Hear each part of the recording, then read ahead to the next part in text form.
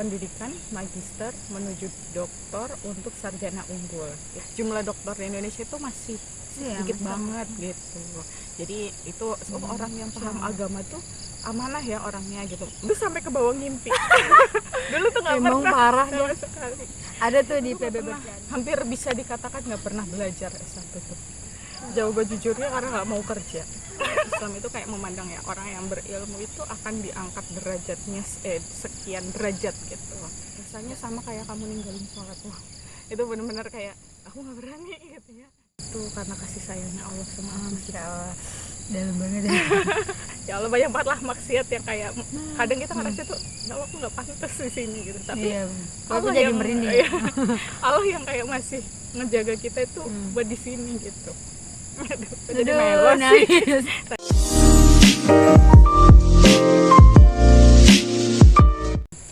Halo, assalamualaikum warahmatullahi wabarakatuh. Waalaikumsalam warahmatullahi wabarakatuh. Halo, apa kabar teman-teman semuanya? Semoga sehat selalu dalam lindungan Allah Subhanahu Wa Taala. Insya Allah kehidupannya sejahtera ya, Cok. Meskipun mau resesi. Iya. Oh iya, 2 tahun depan ya kayak. Tahun depan. Ini pembahasan kita udah berat aja ya. Belum juga mulai. Ya, jadi ya teman-teman sekalian, welcome back to my YouTube channel. Selamat datang. Yang ketawa dong. Betul banget. Welcome back to my YouTube channel. Selamat datang di acara The Story of Hijrah. Yeay, ya udah diajar dia.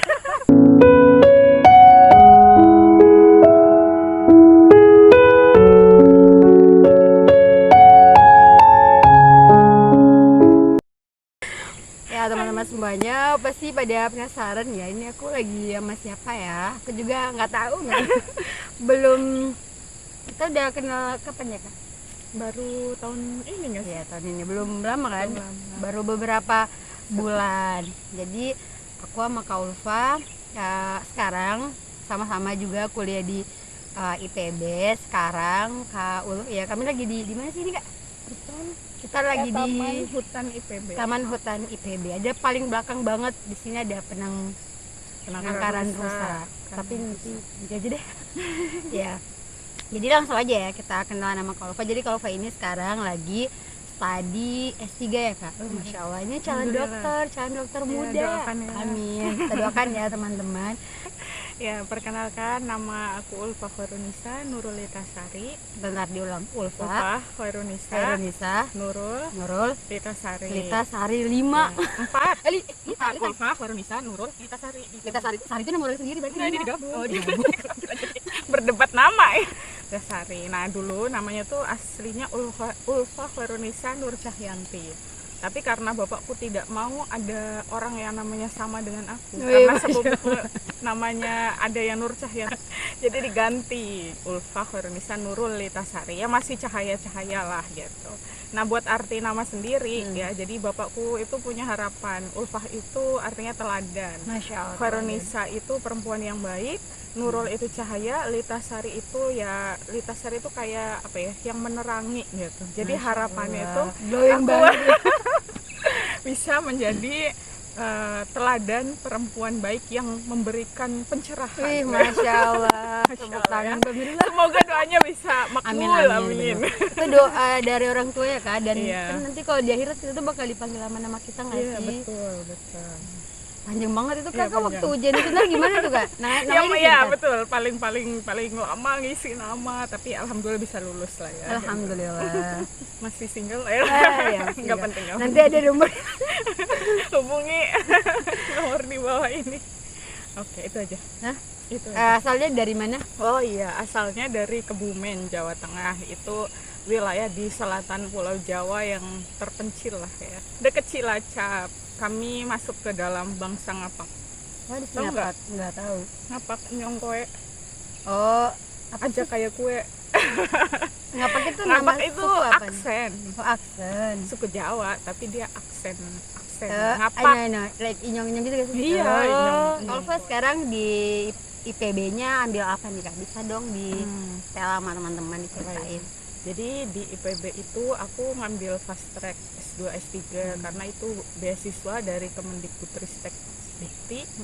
Nama beasiswanya itu pendidikan magister menuju doktor untuk sarjana unggul. Itu Masya disingkat Allah. PMDSU. Keren. Jadi biasanya fast track kan S1 S2. Ini fast tracknya Itu apaan sih kak? fast track itu percepatan gitu. Percepatan. Jadi ini fast tracknya S2, S3. Normalnya kan S2 2 tahun, S3 3 tahun. Jadi total 5 tahun. Tapi karena fast track itu jadi cuma 4 tahun. Jadi ada yang dirapel gitu. Kalau S1-nya dulu aku di UGM, di Teknik Perencanaan Wilayah dan Kota. Gitu, masuk Fakultas Teknik dulu. Terus kalau S2-nya sebenarnya masih inline juga, cuma fakultasnya beda ya. Kalau di IPB itu masuknya Fakultas Pertanian gitu. Itu nama prodinya itu Ilmu Perencanaan Wilayah atau PWL. Itu S2-nya dan alhamdulillah sih udah lulus ya. Alhamdulillah. Alhamdulillah baru lulus gitu. Kapan kakak lulusnya? Desember tahun kemarin, akhir tahun. Tapi wisudanya memang baru bulan apa ya kemarin, Maret kalau nggak salah. Terus sekarang lagi S3, S3-nya di Ilmu Pengelolaan Sumber Daya Alam dan Lingkungan. Itu multidisiplin, multidisiplin. Jadi kalau di IPB itu ada apa namanya fakultas yang multidisiplin, dia langsung di bawahnya pasca. Dan itu emang agak pusing sih ya, karena dia multidisiplin, jadi dari berbagai background gitu ya. Dan pelajarannya mata kuliahnya itu yang kayak aduh, kita harus punya apa ya istilahnya, kayak harus punya pegangan. Harus punya pegangan karena itu kan multidisiplin. Bahkan ya sebagai gambaran, teman aku aja ada yang dari jurusan hukum masuk ke Ilmu Pengelolaan Sumber Daya Alam dan Lingkungan gitu. Jadi nana-nana banget lah di situ. Berarti itu masih cukup linear ya, 1, 2, 3? Iya, masih cukup linear lah, pengelolaan sumber daya alam masih PSL ya, S3 gitu. Oke, Masya Allah. Berarti Kak Ulfania satunya di UGM dan S2-nya lanjut ke terdampar di IPB. Terdampar di IPB. Enggak lah ya, nggak terdampar. Insya Allah ada hikmahnya lah ya. Iya, betul. Kita kepo nih, kenapa sih kakak lanjutnya milih di IPB atau emang di sini gitu? Maksudnya yang jalur beasiswanya tadi atau gimana? Iya, terdampar. Terdampar. Gimana tuh cerita terdamparnya? Enggak ya, jadi memang kalau beasiswanya aku itu milih promotor ya. Milih promotor dan udah dengan topik penelitian yang jadi fokusnya si promotor ini. Jadi kayak Dikti itu nanti beasiswa ini FYI itu 2 tahun sekali. Jadi kayaknya tahun ini ya kayaknya bukaan, mau tahun ini tahun depan gitu bukaan lagi untuk batch ke-7. Aku batch 5, opreknya kan tiap 2 tahun sekali. 2 tahun soalnya. Gitu. Kayak buat 2023, tapi seleksinya kan udah, jadi itu seleksi dari kampus, seleksi dosennya gitu. Terus nanti kampus itu dapat berapa kuota gitu. Kampus-kampus biasanya itu kampus-kampus negeri di Indonesia yang memang kampus-kampus bonafit, karena memang beasiswa ini kan namanya aja sarjana unggulan dan memang targetnya itu untuk mencetak doktor. Jadi dipilihlah kampus-kampus terbaik di IPB untuk tadi ya membantu promotor-promotor ini membantu mencetak dokter-dokter yang berkualitas gitu di Indonesia, karena jumlah dokter di Indonesia itu masih sedikit banget gitu. Jadi itu salah satu tujuan dari beasiswa ini. Terus jadi nanti promotornya itu sudah dengan keahliannya masing-masing. Jadi nanti kita milih promotor itu sudah sesuai dengan keahliannya. Nah, itu karena aku pas nyeleksi itu ternyata yang inline dengan aku, yang maksudnya aku tertarik dengan penelitiannya itu IPB sama Unpad. Tapi pada akhirnya aku memilih IPB. IPB selalu di hati. Kenapa? Ya pada akhirnya singkat cerita aku memilih IPB gitu. Dan ternyata sebenarnya pada waktu itu tuh aku nggak keterima. Kenapa? Karena karena kan yang menentukan lulus enggaknya beasiswa ini adalah dosen promotor itu ya. Jadi di luar berkas-berkasnya udah kita kumpulkan, penentu akhirnya adalah si dosen ini. Dosen dari IPB? Iya, dosen dari yang kita pilih itu. Nah, ternyata dosennya itu nggak memilih aku. Dan ketika aku tahu itu ya pasti hancur lah. Hancur. Tapi ya udah sih, aku kayak ya udahlah gitu. Dan pada waktu itu pada posisi yang kayak aku lepaskan ini, dan aku waktu itu udah berniat mau cari kerja aja gitu. Udah bikin surat lamaran tuh. Surat lamaran kerja, mau ngajar di salah satu sekolah waktu itu di Jogja. Pagi-paginya tiba-tiba dapat kabar, bangun tidur dapat kabar ternyata ada penerimaan gelombang kedua gitu. Di tahun yang Jadi, sama. di tahun yang sama, iya masih ini. Masya Jadi Allah. kayak karena dosenku itu pelamar mahasiswanya banyak, akhirnya dikasih kuota tambahan sama Dikti, dan beliau juga bilang emang di email, kan aku konfirmasi itu sebelum pengumuman yang kedua, aku tanya, Kedua. Prof, sebenarnya saya peluang keterimanya berapa sih? Itu setelah aku udah daftar udah selesai gitu ya. Terus profnya emang bales, mohon maaf memang bukan Anda yang saya pilih gitu, tapi sebenarnya Anda ada di ranking kedua gitu, dengan sebenarnya kalau dari sisi IPK kata beliau sih tinggian aku Bisa. gitu, tapi karena yang aku bukan dari IPB Iya. ya beliau lebih percaya lulusan IPB lah IPB, gitu ya. Terus ya udah gitu, tapi nanti saya itu dapat kabar saya katanya dapat kuota tambahan. Nah nanti kalau dapat berarti ya nanti Ulfa yang keterima, cuma aku nggak berharap banyak sih gitu, dan akhirnya aku melanjutkan kehidupan aja di Jogja.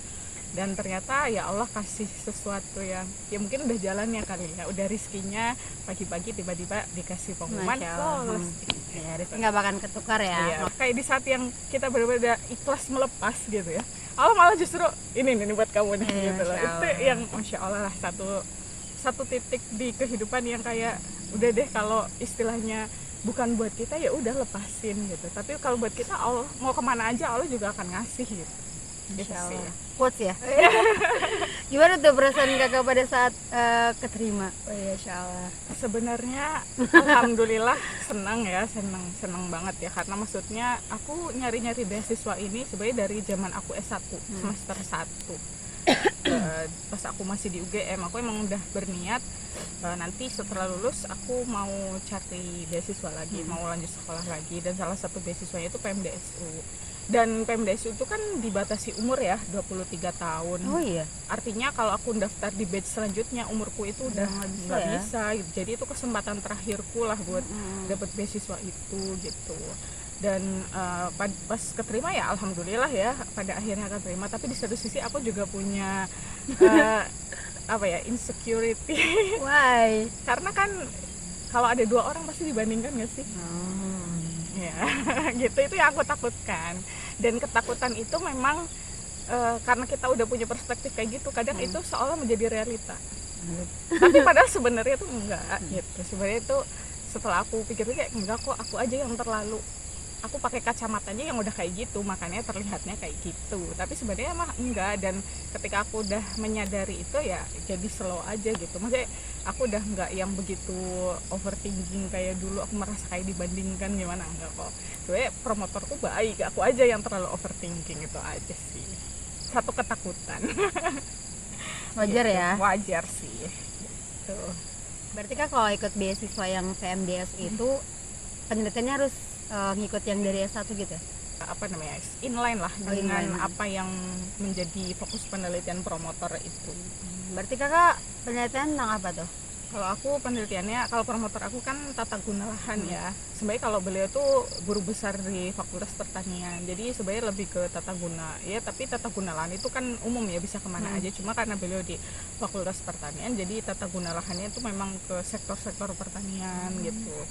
Sementara aku karena perencanaan wilayah dan kota itu lebih kepada guna lahan yang urbanis, apa ya, antropogenik lah, lahan terbangun, permukiman yang permukiman kayak gitu ya. Jadi tapi ya alhamdulillah, maksudnya beliau masih mau menerima aku, masih mau membimbing aku gitu ya, dengan mungkin itu menjadi satu hasanah yang baru bagi beliau kali ya. Kalau sebelum-sebelumnya mungkin membimbing yang apa namanya pertanian, sektor-sektor pertanian, lahan-lahan penggunaan pertanian. Kalau aku itu perkotaan gitu, permukiman gitu.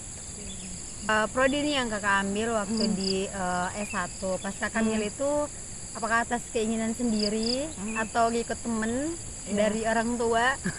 Dan diceritain juga itu prodi kakak lingkup yang diajar sama dosen tuh bakal sama kuliahnya gitu, skill. Ya, jadi kalau agak beda ya antara UGM dengan IPB. Masing-masing punya kelebihannya gitu ya. Kalau di UGM aku merasa wawasannya itu bertambah luas. tapi memang aku kurang dapet teknik metode gitu. Mungkin akunya ya, ini perspektif aku, bukan salah prodinya ya. Aku yang merasa. Nah kalau di IPB aku merasa sebaliknya, wawasan itu mungkin gak seluas pas aku di UGM, tapi aku mendapat banyak sekali metode teknik gitu yang itu ngebantu banget sih gitu. Karena kalau sekadar wawasan aja itu kadang ketika di lapangan apa untuk membuktikan sesuatu ini gitu. Jadi itulah dapatnya di IPB gitu. Jurusan itu dulu sebenarnya kayak pelarian sih. Sebenarnya kalau cita-cita itu dulu aku berubah-ubah banget gitu. Terus karena SMA dulu aku ikut Olimpiade Geosains kebumian gitu ya. Itu jadi cita-citanya lebih dekat ke jadi geologis. Nah, pilihannya itu sebenarnya dulu mau ke FTTM ITB ya, Fakultas Teknik Mesin perminyakan kok mesin sih, perminyakan gitu, FTTM. Fakultas Teknik apa ya, lupa lah pokoknya yang tentang geologi gitulah, perminyakan dan geologi kayak gitulah di ITB. Terus pilihan kedua itu fakultas prodi geologi di UGM. Cuma karena pada waktu itu kan aku proses hijrah ya. Terus pas waktu aku Olimpiade Kebumian itu kan juga ketemu dengan kakak-kakak. Itu kelas 3 berarti? Kelas berapa? Kelas 2 SMA. Kelas 2. Ya sampai kelas 3, karena kan setelah kita dapat medali itu ada pembinaan persiapan untuk Olimpiade Internasional. Kakak SMA-nya di mana? Di Kebumen. Oh, di Kebumen juga. Gitu. Nah terus ada kakak-kakak geologi itu yang kayak bilang, kan aku tanya boleh nggak sih kalau kita ke lapangan itu pakai gamis atau pakai rok, terus katanya nggak boleh karena berbahaya. Nah dari situ ya mungkin karena aku juga awal-awal hijrah aku takut dengan tadi ya stigma atau kemudian takut berbeda lah gitu. Akhirnya aku milih ya udahlah cari aman aja gitu. Terus disaranin coba kamu ke PWK aja, perencanaan wilayah dan kota. Itu ya sebenarnya hampir-hampir mirip, cuma landscape-nya aja yang beda. Kalau geologi itu kan ke hutan, ke pedalaman kemana gitu ya. Kalau PWK itu lebih ke yang antropogenik, yang kota gitu atau desa gitu, yang istilahnya nggak harus ke pedalaman, yang memang butuh safety pakaian safety gitu lah, yang harus pakai celana, harus pakai sepatu boot dan lain sebagainya gitu. Dan emang agak ribet juga sih geologi ya, karena itu kayak cowok banget gitu. Iya, karena berat nanti di lapangan gitu. Banyak aku berpikir banyak sekali rintangan sih. Dan tapi sebenarnya ada juga sih teman aku yang hijrah ya, kakak tingkat yang aku baru kenal juga setelah aku udah milih PWK gitu. Ternyata beliau juga bisa survive di jurusan itu gitu. Tapi ya udah, aku tidak mau menyesali yang sudah aku pilih sih ya. Maksudnya ini insya Allah udah yang terbaik lah, Allah kasih jalan sekarang gitu. Tapi kalau dari lubuk hati yang paling dalam sih dulu sebenarnya seneng gitu ke geologi. Cuma kedepannya kalau kita lihat prospeknya itu akan banyak sekali berbenturan nantinya dengan kewajiban kita, terutama sebagai seorang perempuan yang nanti punya proyeksi akan menikah, punya anak, punya kewajiban sebagai umur arbatun bait ya. Banyak lah gitu berkembang. Dan akhirnya terpilihlah PWK UGM dan alhamdulillah keterima di sana. Begitu. Berarti awalnya suka emang di dunia geo-geo gitu ya, tentang betul. Kebumian, terus diarahin ya sama guru ya, guru kakak? Itu kayak asisten di pas kita ada lomba tadi ya, lomba tadi ya, ada pembinaan lah setelah kita dapat medali itu, ada sebulan kita tinggal di Jogja buat diajar sama dosen-dosen gitu. Terus ada kakak yang emang asisten dosen kali ya, terus yang dampingin kita gitu, terus dikasih saran kayak gitu. Ya, insya Allah. Nanti Kalva cukup lama ya di Jogja, dan Jogja itu kan kota pelajar ya. Kemarin Kalva ini baru pulang dari Jogja teman-teman, habis penelitian. Terus dia itu selalu ngomong aku nggak bisa move on dari Jogja. Ya, kenapa tuh Kak? Karena Jogja penuh dengan kenangan ya. Kota pelajar ya. Betul. Kerasa banget nggak sih ininya di sana? Suasana akademiknya. Aku justru lebih merasa suasana akademik terasa di kampus itu malah di IPB. Kalau suasana di kampusnya ya. Tapi kalau lingkungan hidupnya emang kerasa di Jogja. Lingkungan di luar kampus ya, kayak tempat tinggal kita, kos-kosan kita itu emang lebih kerasa di Jogja. Tapi kalau untuk dinamika belajar, dinamika masih orang-orangnya itu yang studi oriented, mesti yang kayak mereka tuh sungguh-sungguh banget gitu. Itu aku ngerasa di IPB dapat banget lingkungan akademiknya itu. Masya Allah, anak-anak IPB luar biasa. Weh. Sudah teruji. Nggak dibayar kan ini ya? Enggak. Sesuai pengalaman apa yang gitu didapatkan ya. fakta di lapangan. Ya, siap-siap mental kalau mau masuk ke IPB. Iya. Banyak ujiannya. Ya, apalagi kalau mungkin S1-nya nggak di IPB ya, kayak ngerasa jet lag banget. Orang ngerasa nggak sih? Iya, banget. Banget kan, aku aja ngerasa jet lag banget gitu.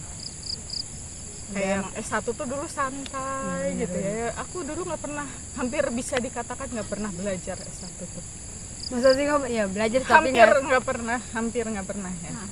Maksudnya ya belajar tapi maksudnya nggak yang kayak di sini tuh kayak kalau nggak belajar nggak bisa gitu. Iya, Terus tugas banyak banget ya kayak gitu. Ya aku juga ngerasa sih Kak, aku tuh di S1 effortnya nggak terlalu gimana banget gitu belajar. Pas kuliah S2 itu ya Allah tugasnya Kayak babak emang belur gitu iya. ya. Kuliah itu cuma 1,5 semester. Nah, kelas 3 setengah semester aja. 1 semester plus setengah semester. Jadi setahun kurang. Ya, aku pernah tuh semester 1 ngerjain tugas-tugas kuliah itu aku nggak pernah keluar dari kamar terus demam. Iya benar. Padahal nggak keluar. Aku tuh sampai baru di IPB aku ngerasain kayak yang kuliah itu sampai aku tuh sakit-sakitan, sampai yang tugas itu sampai ke bawah ngimpi. Dulu tuh nggak Emang pernah parah sama sekali. Ada tuh di PB bercanda katanya, oh dia keterima di PB kenapa, mohon doain dia. Emang kenapa? Nggak ada jawabannya, anak IPB doang yang tahu tuh. Betul. Udah macet lah. Iya betul. Oh, bisa spill dikit dong tentang kuliah kakak tuh bahas apa aja sih yang menurut kakak paling menarik di ilmu kakak itu about apa? Iya. Anggaplah kakak lagi narik orang nih buat kuliah sama kakak. Jangan. Jangan gitu. Dia nanti dimarahin Pak Aris Satria ya Pak. Nah, kalau di S1 aku merasa dulu ada kalau di S1 itu geomorfologi. Tapi yang ngajar itu dari dosen dari geografi. Tapi itu ada mata kuliahnya di S1 aku. Karena itu inline dengan yang aku pelajari dengan di kebumian itu di ODP yang pernah aku ikutin. Dan geomorfologi itu kayak kita melihat sesuatu di alam dan kita bisa menjelaskan bagaimana proses terbentuknya. Oh ini kenampakan apa gitu. Misalkan bentuk lahan aluvial gitu ya, terus kemudian vulkanik dan lain sebagainya, proses terbentuknya kayak apa. Jadi kayak kita ngelihat sesuatu itu kayak tahu sejarahnya dia, cerita lahirnya satu bentang alam tertentu gitu tuh ya? Gimana gitu. Misalkan kayak gumuk pasir, kita ke Jogja misalkan lihat gumuk pasir, oh kita tahu proses terbentuknya gumuk pasir itu gimana gitu. Atau ya ngelihat apa aja tuh jadi kayak gitu, kayak semakin kayak wow ini tuh ternyata terbentuknya dalam proses yang gak sebentar, proses yang lama gitu ya, dan banyak hal yang kemudian membuat satu bentukan lahan itu atau bentang alam itu jadi kayak gitu. Itu kalau di S1. Kalau di S2 aku, karena tadi aku bilang ya di IPB itu aku lebih dapat tentang teknik metode. Itu aku dulu di S2 itu pernah ada mata kuliah analisis kuantitatif spasial. Apaan tuh? Jadi itu mengawinkan antara statistika dengan spasial ruang itu. Sebenarnya aku nggak begitu jago banget statistika, bahkan bisa dibilang aku nggak pintar statistika sama sekali. Tapi karena kita itu jadi kayak bisa membaca pola-pola tertentu, kenampakan tertentu itu dengan statistika. Itu jadi kayak menarik. Apakah ini menggerombol, apakah ini terfragmentasi, atau sebuah kenampakan ini tuh sebenarnya polanya kayak apa sih, menyebar atau gimana. Itu tuh bagi aku tuh kayak menarik. Apanya tuh, Kak? Ya bisa pola permukimannya, bisa kenampakan apa aja gitu, bisa kita baca gitu. Karena kan ketika kita melihat sesuatu kita harus membaca polanya dulu kan, karena kan aku perencanaan wilayah. Nah sebelum kita merencanakan itu kita harus kenal dulu dengan apa yang kita rencanakan. Dan salah satu prosesnya adalah melihat pola-pola itu gitu yang akan menjadi dasar buat perencanaan kita. Kalau di S3 aku nggak begitu suka sama, tidak ada yang dia multidisiplin banget gitu. Kebanyakan ilmu sistem yang itu technical banget gitu bagi aku. Tapi ada sih kebijakan apa ya namanya waktu itu yang ngajar itu Prof Haryadi Kartosuwiryo. Itu tentang kebijakan perencanaan gitu, itu bagus sih, aku lumayan suka. Itu Tentang apa tuh? ngomongin tentang kebijakan, tentang paradigma tentang apa namanya, diskursus dan lain-lain gitu lah. Emang kayaknya aku lebih ke social science gitu loh, bukan ke yang science murni yang hitung-hitungan kayak gitu sih. Semakin kesini aku kayaknya lebih ke arah situ ya, meskipun aku juga belum jelas sih sebenarnya ekspor di mana gitu, aku juga masih mencari-cari jalannya gitu. Ya, belajar terus ya. Ya betul. Nih, kenapa sih kakak mau terus belajar melanjutkan studi? Menurut kakak sepenting apa sih kita melanjutkan studi pendidikan bagi kita? Jawaban jujur atau jawaban politis? Dua-duanya boleh. Jawaban politis, jawaban jujur. Jawaban jujurnya karena nggak mau kerja. Oke, jawaban jujurnya menarik ya. Kocak banget. Kalau ada beasiswa seumur hidup buat belajar, aku mau belajar aja. Iya bener ya. Ya. Kan memang secara fitrahnya kita kan nggak ada kewajiban bekerja. Iya, Ya. betul, Cuma di hari betul. ini kita dituntut untuk bekerja. Itu jawaban jujur ya. Oh, jawaban jujur, oke. Jujur ya ini. Terus kalau jawaban politisnya ya karena sebenarnya kita sebagai seorang muslim kan Islam itu kayak memandang ya orang yang berilmu itu akan diangkat derajatnya sekian derajat gitu. Dan itu kan juga jadi salah satu peluang amal jariah gitu ya. Jadi aku mungkin kalau anak aku belum punya ya, walau alam kan kita akan sampai di titik itu atau enggak. Sekarang yang wilayah yang kita kuasai adalah amal jariah yang bisa kita lakukan adalah di ilmu itu. Sementara kalau harta aku juga bukannya sultan gimana gitu ya, ya masih sebatas yang aku mampu gitu, dan itu belum yang istimewa gitu.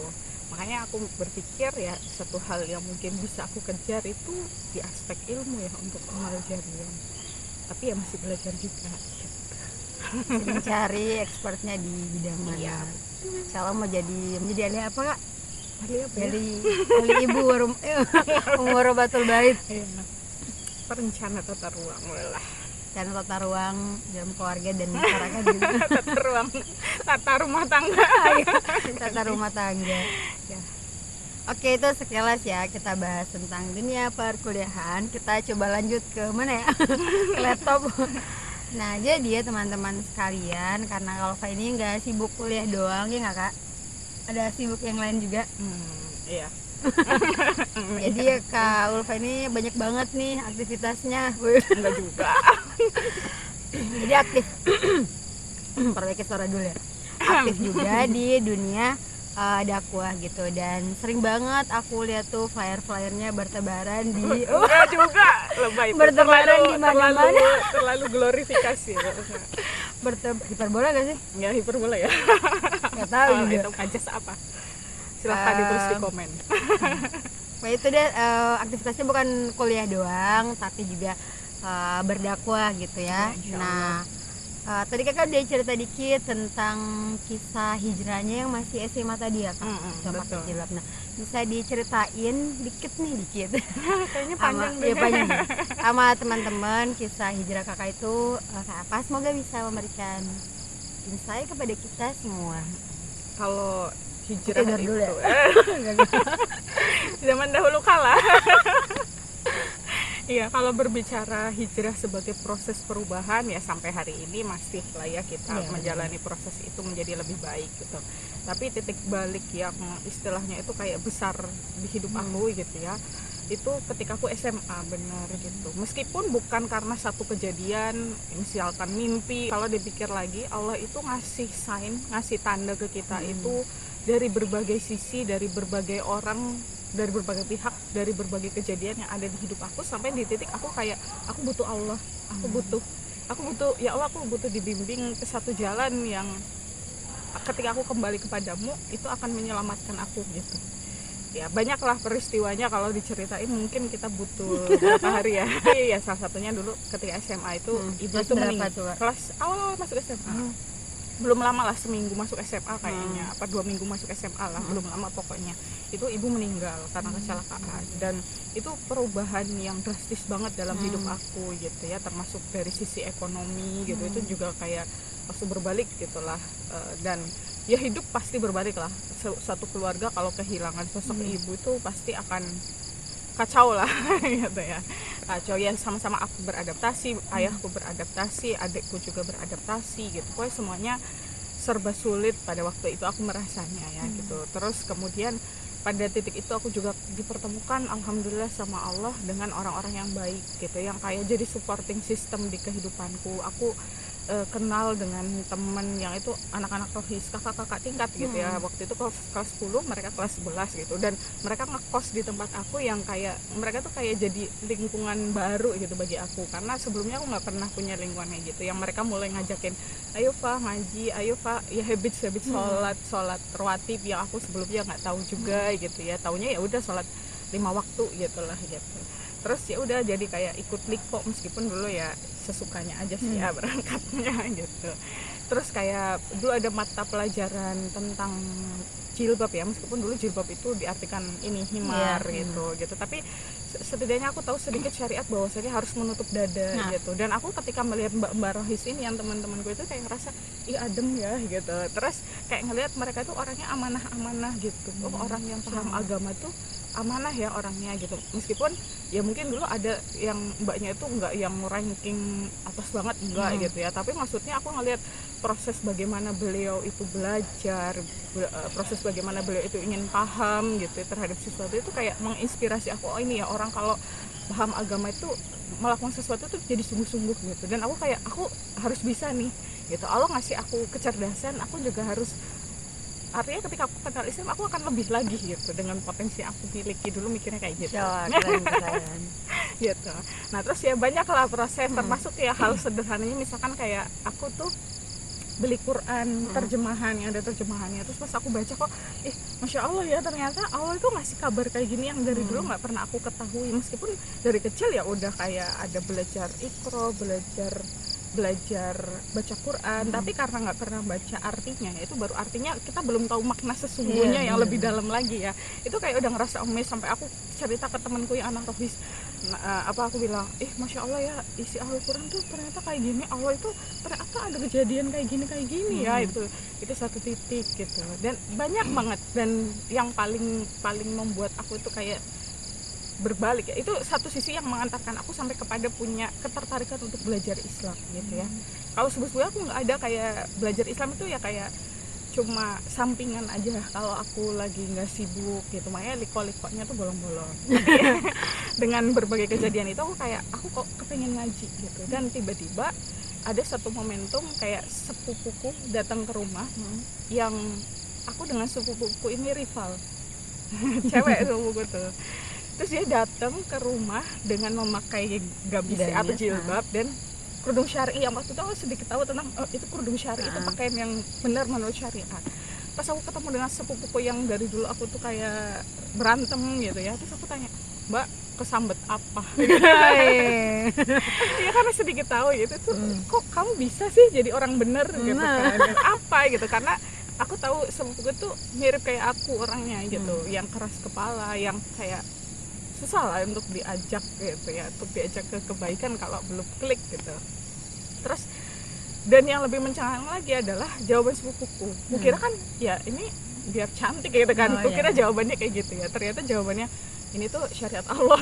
Kaget aku. Terus dia bilang pakai dalil lagi, bilangnya ini tuh An-Nur ayat 31, ini tuh Al-Ahzab 59. Subhanallah. Terus Taza gitu. Nah dari titik itu aku tuh kayak mulai penasaran dengan sepupuku, dan satu momentum aku tuh pergi, awalnya niat lomba ke ITB, tapi mampir dulu ke kampusnya sepupuku di Jatinangor di Unpad, dan kita ngobrol dari pagi habis subuh sampai jam 8-an apa ya, jam berapa lah lupa gitu. 8 pagi. Jam 8 lama ya? subuh. Lama iya. Tapi omongan kita tuh kayak bener-bener yang membuka pikiranku gitu, kayak ngomongin dari akidah sampai kita punya kewajiban dakwah, termasuk di dalamnya ngomongin tentang pakaian syar'i itu yang aku waktu itu penasaran kenapa harus kayak gitu pakaiannya, apa dalilnya gitu, kenapa ya alasan kenapa kita harus pakai kayak gitu ya. Intinya terjawablah dengan diskusi singkat aku dengan sepupuku itu gitu. Dan habis itu ya aku kayak, Mbak berarti sekarang kalau aku keluar rumah nih nggak pakai jilbab dan himar, aku dosa dong? Iya, dosanya sama kayak kamu ninggalin sholat. Wah, itu benar-benar kayak aku nggak berani gitu ya untuk kemudian ya habis itu aku keluar langsung pakai jilbab gitu. Dan waktu itu aku nggak punya jilbab sama sekali sebenarnya. Gimana tuh? Ya dipinjemin sih sama sepupu, dipinjemin satu lagi, jadi cuma punya 2 itu dan itu semuanya punya sepupu gitu.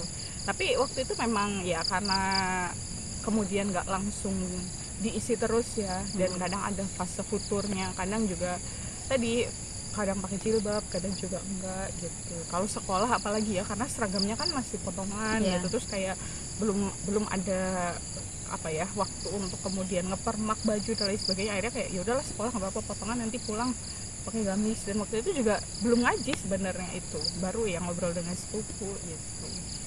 Jadi kayak gitu, itu titik baliknya ya, setelah ngobrol tercerahkan gitu. Dan kayak benar-benar baru memantapkan diri untuk hijrah itu sebenarnya pas kuliah. Kalau SMA itu proses kayak nyarinya yang masih naik turun lah, maksudnya dalam kita ya ketika kita apa namanya misalkan dengan pakaian syar'i itu kayak masih kadang pakai kadang enggak gitu. Tapi pas kuliah itu kayak udah mengazamkan diri aku tuh nggak boleh kayak kemarin gitu, karena saya tahu kemarin itu ya itu kan terhitung dosa ya, maksiat gitu. Dan misalkan kita udah melakukan itu tuh pasti ada kayak ngerasa bersalah gitu, ada ngerasa dosa. Makanya pas kuliah tuh kayak udahlah bismillah, apapun yang terjadi aku siap dengan berbagai cobaan, ujian, cemoohan. Enggak lah ya, enggak sampai cemooh ya gitulah. Masya Allah, luar biasa. Panjang kan? Iya panjang. Tapi menarik banget dan banyak apa ya insight yang menarik. Mulai tadi kalau saya cerita ibunya sudah meninggal, Insya Allah kita doakan ya teman-teman. Insya Allah kalau jadi anak yang soleh, soleha ya, menjadi soleha untuk ibunya. Ya kalau untuk itu, Insya Allah. Nah, ya tadi ada yang menarik banget tuh Kak yang Kakak sampaikan. Justru orang yang belajar Islam itu ternyata orang yang amanah ya kan, punya akhlak yang lebih bagus. Dan sebenarnya itu juga yang aku rasakan ketika nih melihat kakak-kakak yang lanjut kuliah gitu ya, kemudian juga berdakwah. Dan aku mikirnya ternyata mereka dengan mereka lanjut kuliah ternyata dakwahnya juga jalan. Interaksi dengan keluarganya makin membaik, semuanya itu serba baik gitu. Jadi nggak ada alasan ya kayak ketika kita lanjut kuliah terus dakwahnya ditinggali, ini nggak sih? Betul.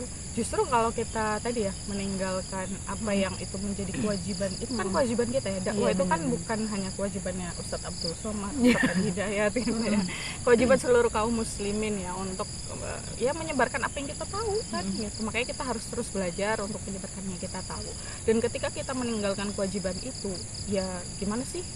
Ya Allah pasti nolong sih ya, tapi ya gimana kalau aku sih pegangannya ya tadi ya surat Muhammad ayat 7 gitu ya.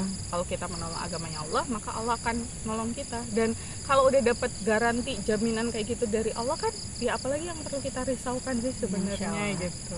Tinggal tadi ya kita emang harus ada effort untuk tadi manajemen waktu, effort untuk ya macam-macam lah agar semuanya itu jalan. Nggak harus dibenturkan, itu bisa dikelola insya Allah. Jawa, bener ya Kak, karena banyak tuh guys yang kayak gitu Kak, biasanya bukan awal sih, bahkan sampai sekarang kayak berat sebelah gitu ya antara ya mereka ikut pengajian berdakwah dengan kuliah dan sering dibentur-benturkan. Nah kalau Kakak sendiri untuk manajemen time-nya tuh kayak gimana sih Kak, sehingga Kakak bisa istiqomah Masya Allah sampai hari ini, semoga sampai kita mati ya. Amin.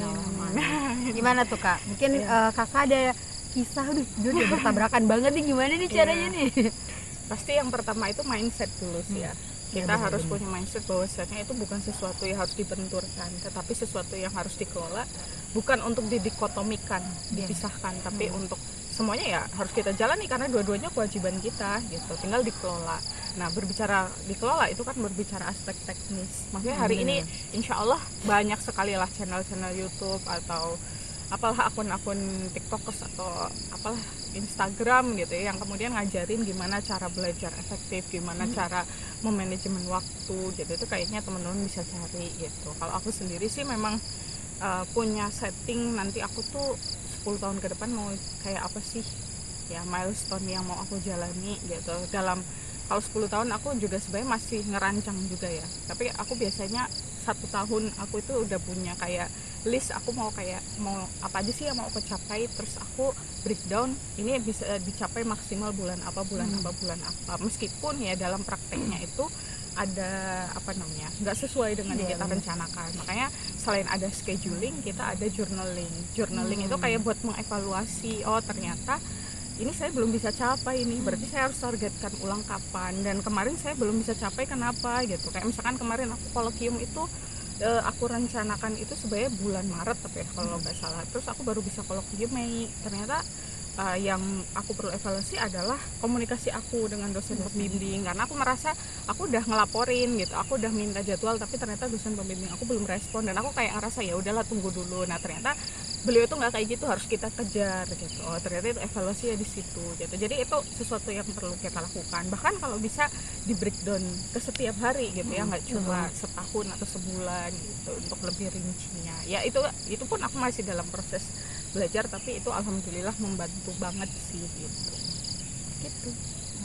Itu ada di buku atau misalnya ya kayak itu kan kayak ada riset kalau misalnya kita ngebuat schedule, kemudian ada rencana-rencana terus pas kita udah contreng tuh ada kebahagiaan gak sih kita ngelakuin apa ya, itu? hormon apa gitu ya.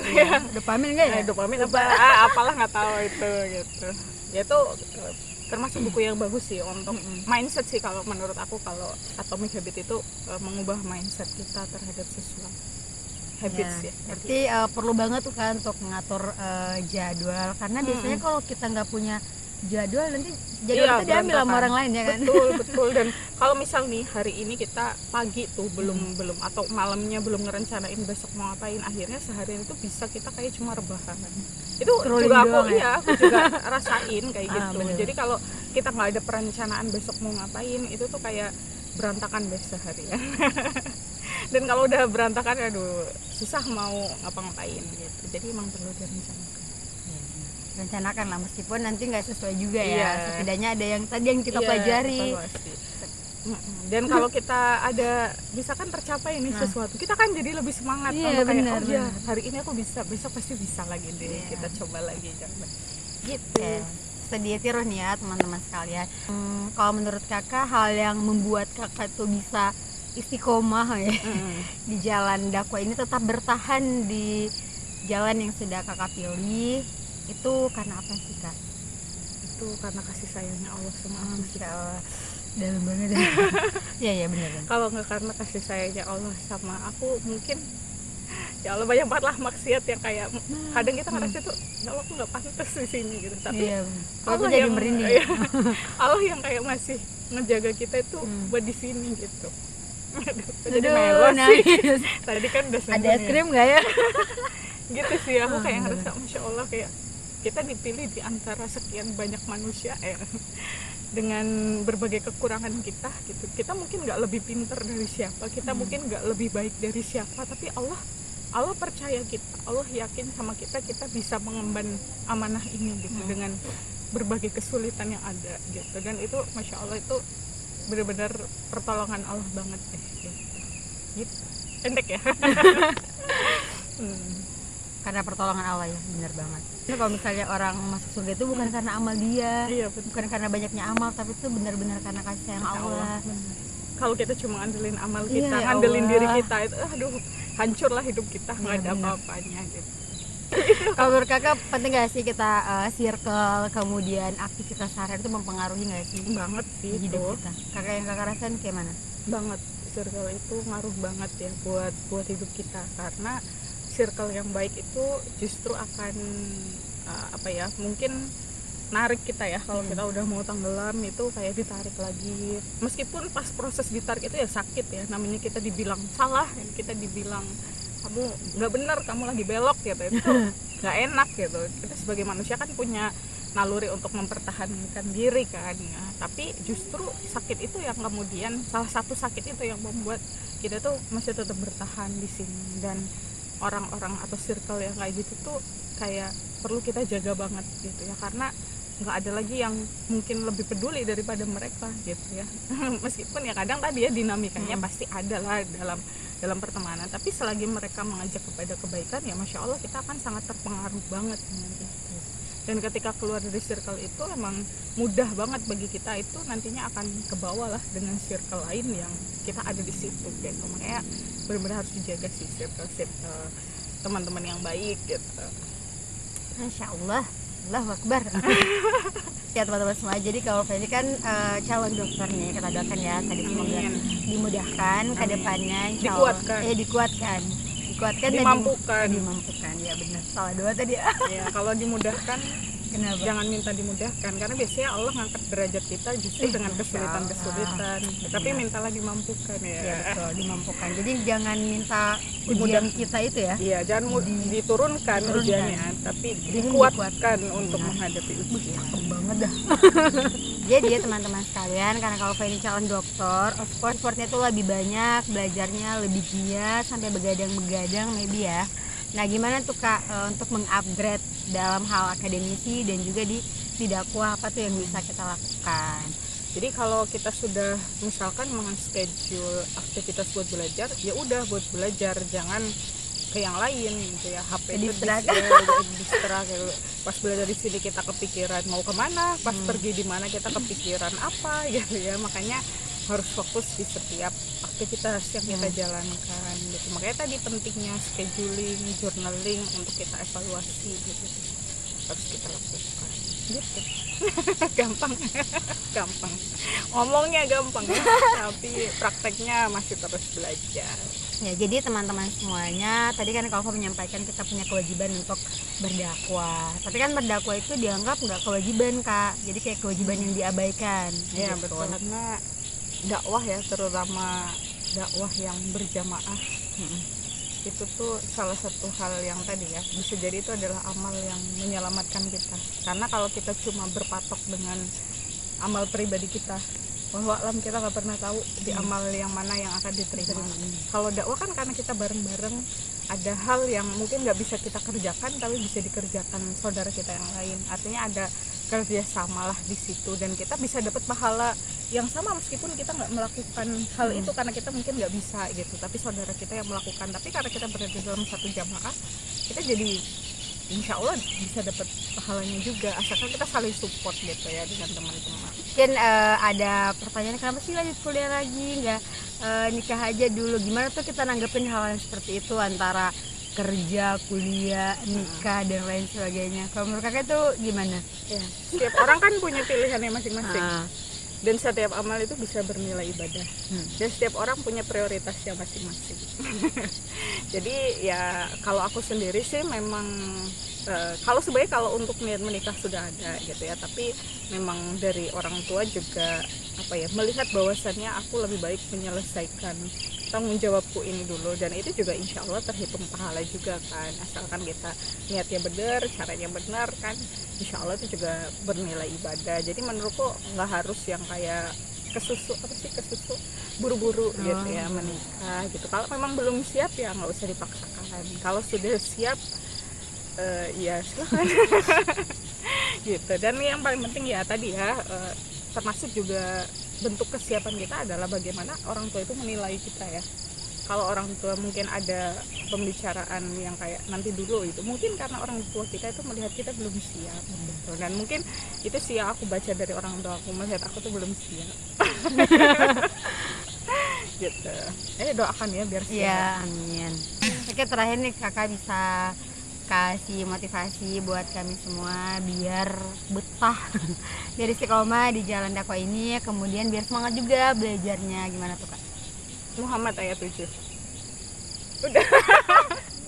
Ya, barang siapa menolong agamanya Allah, insya Allah Allah akan tolong dia gitu ya. Dan itu kan yang janji Allah ya, nggak mungkin Allah akan mengingkari janjinya, bahkan menyanyiakan orang yang menolong agamanya Allah. Jadi ya apapun yang nanti kan kita hadapi selama kita apapun lah, nggak cuma kita belajar ya, nggak cuma kita menempuh ilmu apapun itu, kalau memang diniatkan tadi ya untuk menolong agamanya Allah, Allah akan tolong kita, akan tolong kehidupan kita, insya Allah.